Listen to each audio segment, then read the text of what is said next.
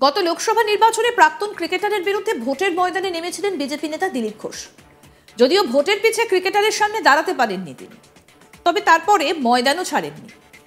আর ময়দান যে ছাড়েননি তার প্রমাণও দিলেন। সামনের বছরে রাজ্যে বিধানসভা নির্বাচন, ভোটকে মাথায় রেখে বিজেপির অন্দরে ইতিমধ্যেই অল্প বিস্তর প্রস্তুতি শুরু হয়ে গিয়েছে বলেও খবর। আর মাঠে নেমে লড়াই করতে যে তিনি প্রস্তুত খেলার ছলে, তার যেন একটা প্রমাণও দিয়ে রাখলেন দিলীপ ঘোষ। হুগলির শেওড়াফুলিতে একটা স্বেচ্ছাসেবী সংস্থা আয়োজিত ক্রিকেট টুর্নামেন্টে উপস্থিত হয়ে ব্যাট হাতে 4-6 হাঁকালেন তিনি। আসুন দেখে নেওয়া যাক কেমন খেললেন দিলীপ ঘোষ। দেখুন।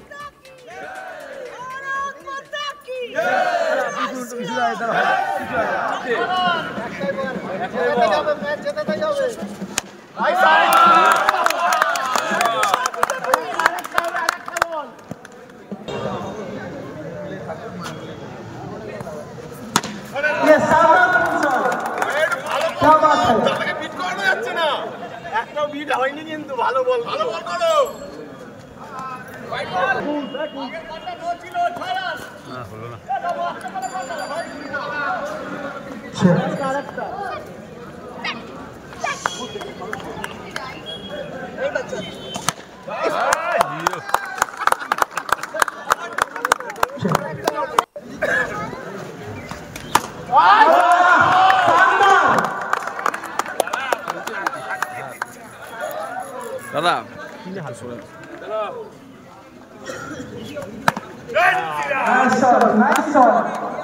এখনো একটা বিট হলো না, স্পিনার এসছে।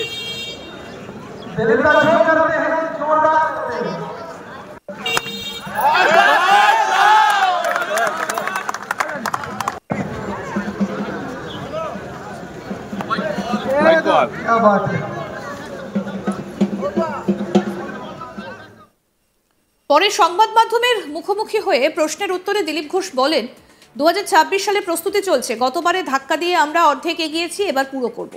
একই সঙ্গে তৃণমূল সাংসদ কল্যাণ বন্দ্যোপাধ্যায় প্রয়াগরাজের কুম্ভ মেলার সমালোচনা করায় পাল্টা জবাব দিতে দেখা গেল দিলীপ ঘোষকে। পাশাপাশি বামেদেরও কটাক্ষ করেছেন এই বিজেপি নেতা। আসুন শোনাই এবার কি বললেন বিজেপি নেতা দিলীপ ঘোষ। প্রস্তুতি হচ্ছে, যথাসময়ে হবে। ভারতীয় জনতা পার্টি গতবারে ধাক্কা দিয়েছিল, অর্ধেকটা এগিয়েছি আমরা, এবারে পুরো করব। পশ্চিমবাংলার মানুষও পরিবর্তন চাইছেন, আর বিজেপি একমাত্র বিকল্প, বিজেপির হাত দিয়েই পরিবর্তন হবে।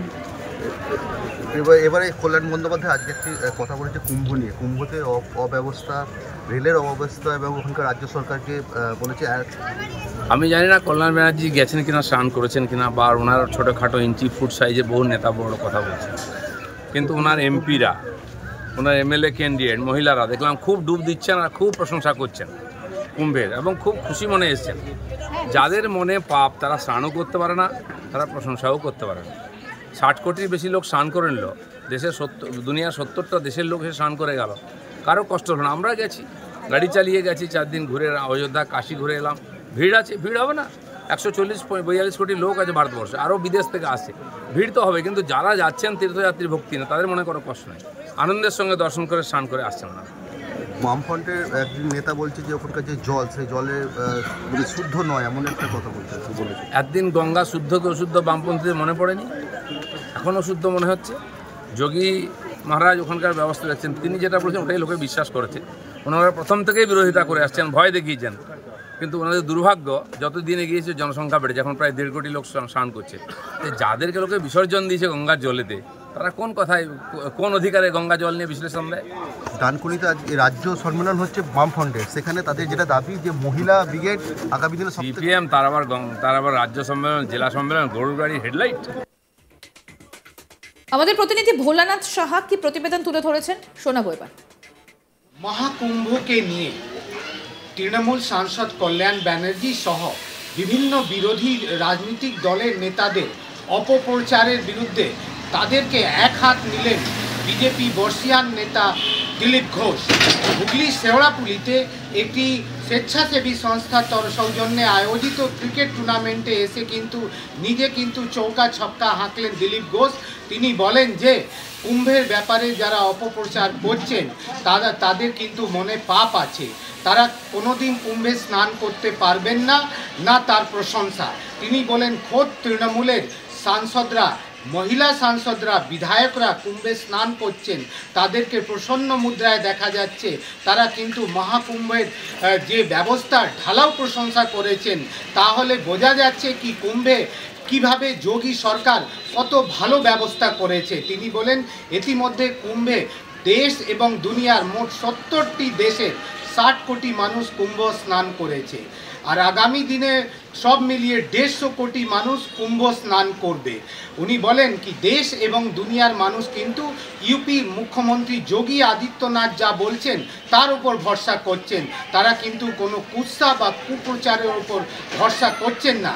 দিলীপ ঘোষের কথায় যে সিপিএম নেতারা যে কুম্ভের জলের বিষয়ে যে কথা বলছে, তাদের উচিত, তাদের মুখে এই কথা মানায় না। তাকে বাংলার মানুষ গঙ্গায় বিসর্জিত করে দিয়েছে।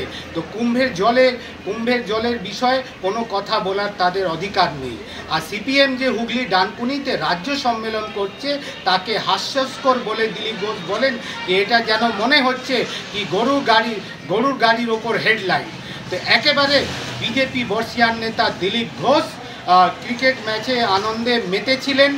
আর তার সঙ্গে তিনি নিজে ব্যাট করলেন, তিনি চৌকা ছক্কা মারলেন এবং সঙ্গে সঙ্গে বিরোধীদের কল্যাণ ব্যানার্জি থেকে শুরু করে তৃণমূলের ছোট মাঝারি নেতাদের এবং সিপিএম নেতাদের রীতিমতো তুলোধনা করে দেন। সামনের বছর রাজ্যে রয়েছে বিধানসভা নির্বাচন। বাংলার ক্ষমতা দখল করতে মরিয়া বিজেপি আবার চতুর্থবারের জন্য বাংলার মসনদে ফিরতে স্ট্র্যাটেজি নির্ধারণ করতে শুরু করে দিয়েছে তৃণমূল। ময়দানে রয়েছে বাম কংগ্রেস। এখন দেখার শেষ পর্যন্ত কেমন খেলা হয় বাংলার ভোটের ময়দানে। তবে দিলীপ ঘোষ কিন্তু এদিন জমিয়ে খেললেন। আসুন দেখাই আরেকবার।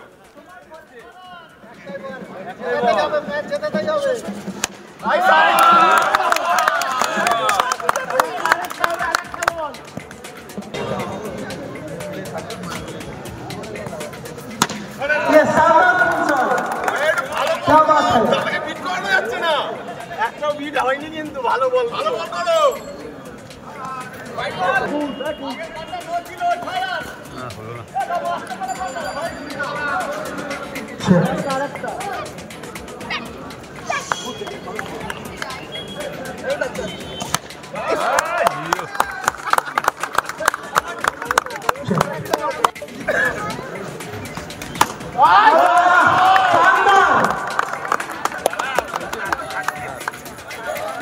দাদা